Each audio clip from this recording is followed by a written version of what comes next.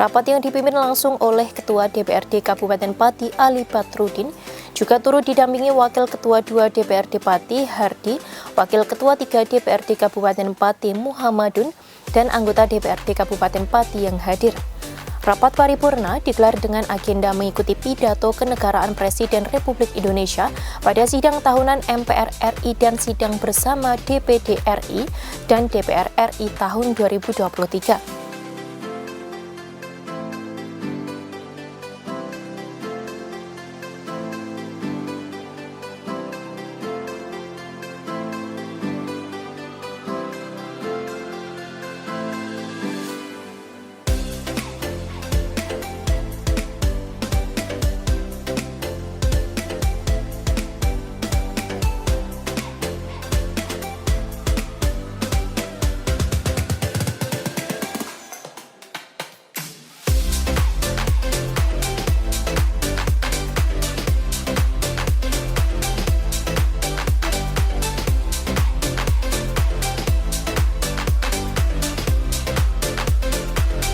Selain itu, dalam kesempatan ini juga turut dihadiri oleh PJ Bupati Pati beserta seluruh jajarannya, Kapolresta Pati, Dandim 0718 Pati, Pengadilan Negeri Pati, dan Kejaksaan Tinggi Pati.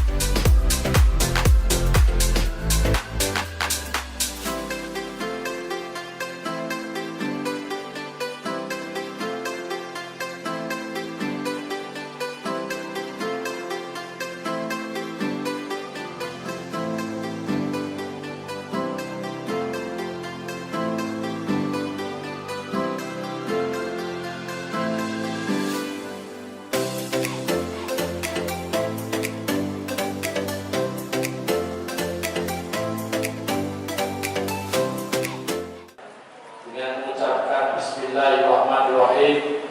Rapat paripurna DPRD Kabupaten Pati dalam rangka mendengarkan pidato kenegaraan Presiden Republik Indonesia dalam rangka hari ulang tahun ke-78 kemerdekaan Republik Indonesia tahun 2023 pada hari ini Rabu tanggal 16 Agustus 2023 tepat pada pukul 10:40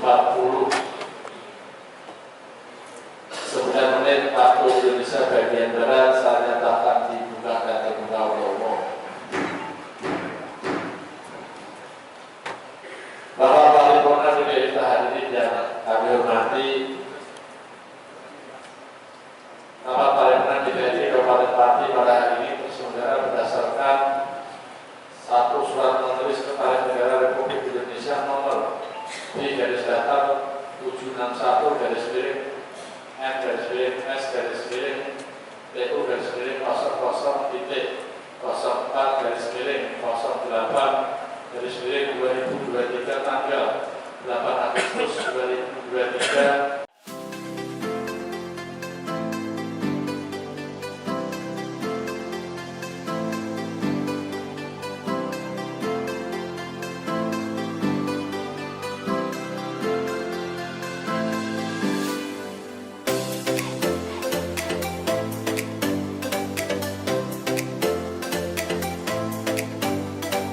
Acara yang berlangsung diketahui merupakan agenda nasional, di mana setiap tanggal 16 Agustus diselenggarakan pidato Presiden Republik Indonesia dalam rangka memperingati HUT RI, di mana pada tahun ini dengan mengusung tema Terus Melaju untuk Indonesia Maju.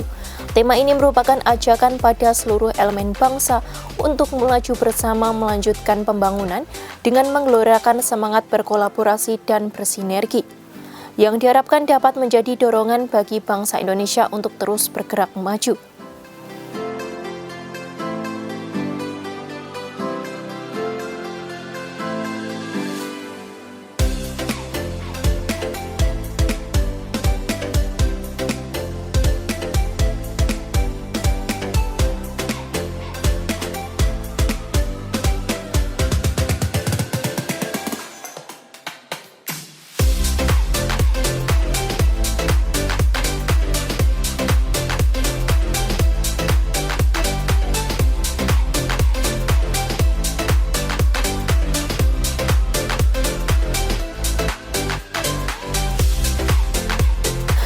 Dalam kutipan pidato Presiden RI Joko Widodo, secara jelas juga mengajak seluruh masyarakat Indonesia untuk menjadi negara yang beretika dan menjunjung tinggi budaya Indonesia yang ramah dan lemah lembut. Selain itu, Presiden juga menyampaikan bahwa modal paling besar ke depan bagi bangsa Indonesia untuk maju adalah berbicara soal persatuan dan kesatuan.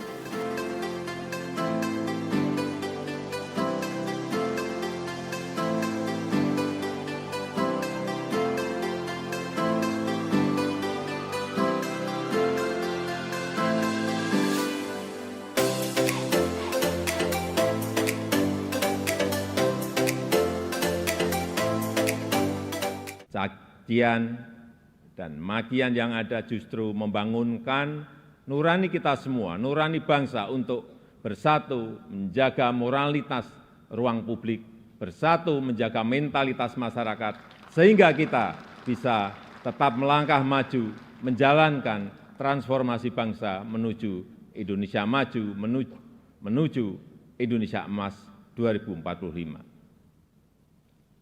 Ini yang bolak-balik saya sampaikan di setiap kesempatan, bahwa Indonesia saat ini punya peluang besar untuk meraih Indonesia emas di 2045, meraih posisi jadi 5 besar kekuatan ekonomi dunia. Kita punya kesempatan, dan tidak hanya peluangnya saja, tetapi strategi meraihnya sudah ada, sudah dirumuskan.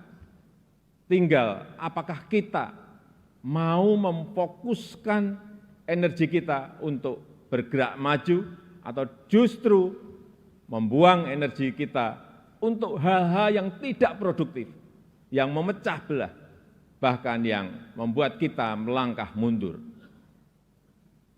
Bapak, Ibu, saudara-saudara sebangsa dan setanah air, para hadirin yang saya muliakan. Bonus demografi yang akan mencapai puncak di tahun 2030-an adalah peluang besar kita untuk meraih Indonesia emas 2045. 68% adalah penduduk usia produktif. Disinilah kunci peningkatan produktivitas nasional kita. Selanjutnya, peluang besar yang kedua adalah international trust yang dimiliki Indonesia saat ini, yang dibangun bukan sekedar melalui gimmick dan retorika semata, melainkan melalui sebuah peran dan bukti nyata keberanian Indonesia dalam bersikap.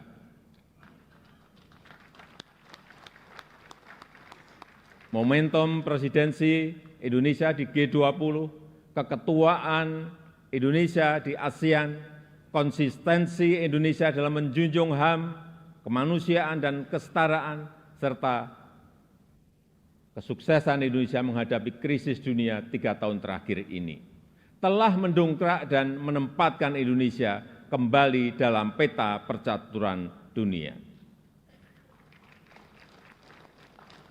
Dan di tengah kondisi dunia yang bergolak akibat perbedaan, Indonesia dengan Pancasilanya, dengan harmoni keberagamannya, dengan prinsip demokrasinya, mampu menghadirkan ruang dialog, mampu menjadi titik temu dan menjembatani perbedaan yang ada.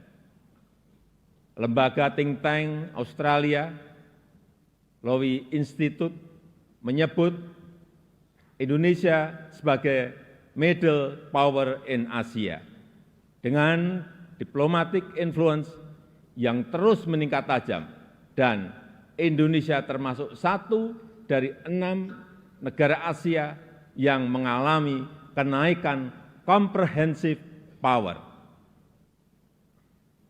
Tapi kemudian ada yang bilang, memang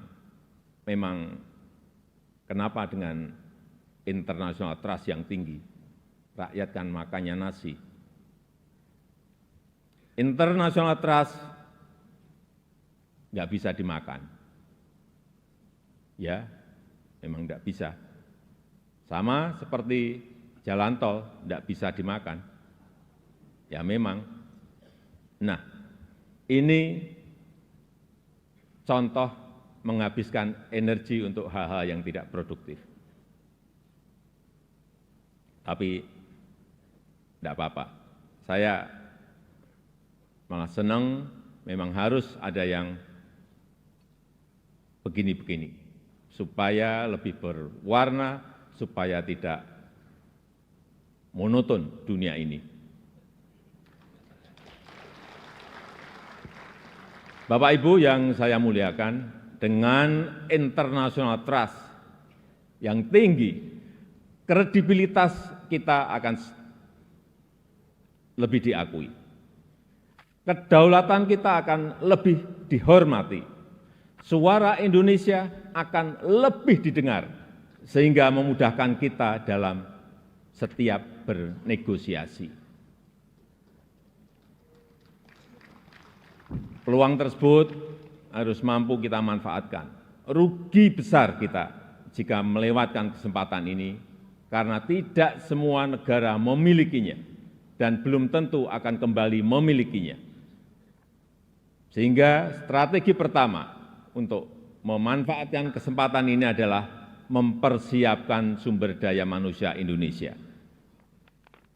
Kita telah berhasil menurunkan angka stunting menjadi 21,6% di 2022 dari angka sebelumnya 37%.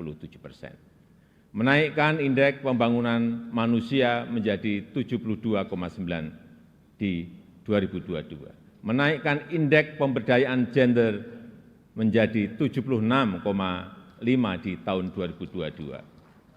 Menyiapkan anggaran perlindungan sosial total, kalau dijumlah dari 2015 sampai 2023, sebesar 3.212 triliun, termasuk di dalamnya Kartu Indonesia Sehat, Kartu Indonesia Pintar, KIP Kuliah, PKH, Kartu Sembako, serta perlindungan kepada lansia, penyandang disabilitas, dan kelompok-kelompok rentan lainnya, serta rescaling dan upscaling tenaga kerja melalui Balai Latihan Kerja dan program Kartu Prakerja.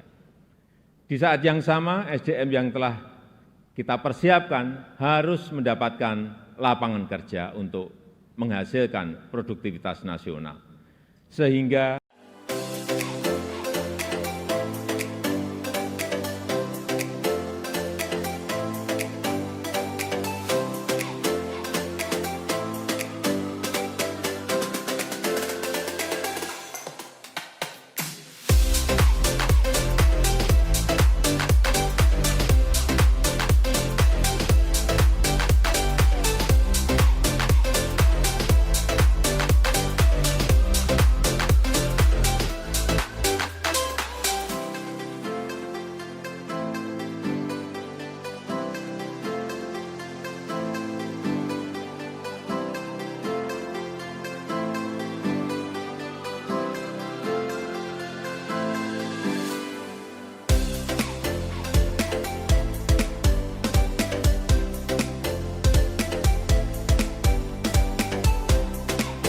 Untuk itu, melalui kutipan pidato Presiden tersebut, Ketua DPRD Kabupaten Pati Ali Badrudin juga menyampaikan pesan singkat untuk terus menjaga Republik Indonesia dengan bersatu untuk Indonesia yang maju.